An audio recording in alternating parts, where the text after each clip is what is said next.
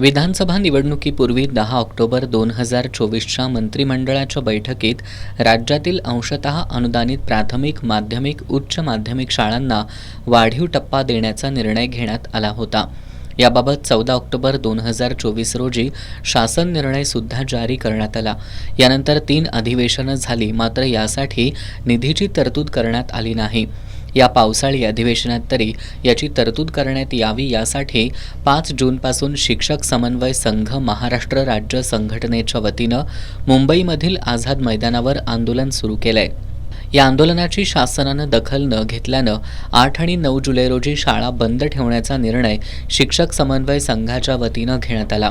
याला राज्यातील शैक्षणिक व्यासपीठ कोल्हापूर, कोल्हापूर जिल्हा माध्यमिक उच्च माध्यमिक मुख्याध्यापक संघटना, महाराष्ट्र राज्य मुख्याध्यापक संघटना अशा विविध संघटनांनी पाठिंबा दर्शवला होता. यानुसार आज राज्यभरात 5,000हून अधिक शाळा तर कोल्हापूर जिल्ह्यात 75हून अधिक शाळा बंद होत्या. जिल्ह्यातून 750हून अधिक शिक्षक आणि शिक्षकेतर कर्मचाऱ्यांचा या आंदोलनात सहभाग होता. शिक्षक समन्वय समिती जी आहे याच्या वतीनं आज 8 आणि उद्या 9 अशा 2 दिवसाचं शाळा बंद आंदोलन पुकारलेलं आहे. या आंदोलनामध्ये ज्या अंशदायी अनुदानित शाळा आहेत त्या पूर्णपणे बंद आहेत. आपल्या कोल्हापूर जिल्ह्यातल्या जवळजवळ 77 शाळा, त्याचबरोबर 45 तुकड्या आणि जवळजवळ 800 शिक्षक या ठिकाणी शाळा बंद करून मुंबईच्या आझाद मैदानात उतरलेल्या आहेत. जवळजवळ 15 ते 20,000 शिक्षक आज हा आक्रोश करतायत की या ठिकाणी जे आपण आदेश काढलेला आहे 14 ऑक्टोबर 2024चा, त्यानुसार आम्हाला आमचं अनुदान या ठिकाणी मिळालं पाहिजे.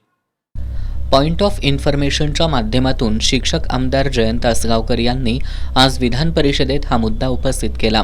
शिक्षकांचा संयम सुटत असून त्यांच्या शिष्टमंडळाला बोलवून मुख्यमंत्र्यांनी चर्चा करावी अशी मागणी आमदार असगावकर यांनी केली. पॉइंट ऑफ इन्फॉर्मेशनच्या माध्यमातून मी मांडू इच्छितोय, राज्यातील टप्प्यावरील अंशतः अनुदानित प्राथमिक, माध्यमिक, उच्च माध्यमिक शाळांना समान टप्पा वाढ देण्याचा निर्णय 14 ऑक्टोबर 2024ला झालेला आहे आणि त्यानुसार 1 जून 2024 पासून 20% टप्पा वाढ देणे गरजेचे होते. परंतु याबाबतची कोणतीही अंमलबजावणी झालेली नाही. याकरता राज्यभरातील जवळपास 15,000हून ज्या शिक्षक आंदोलनाकरता आझाद मैदानावर आलेले आहेत, या लोकांचा संयम सुटण्याची शक्यता आहे.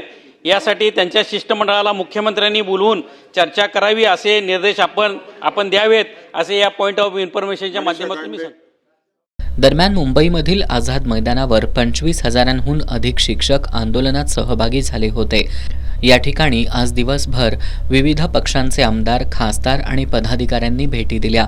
राष्ट्रवादी काँग्रेस शरदचंद्र पवार पक्षाच्या खासदार सुप्रिया सुळे यांनी भेट देत आमचा पक्ष तुमच्यासोबत असून आज सरकारनं निर्णय घेतला नाही तर उद्या विधान भवनावर मोर्चा काढू असं सांगितलं.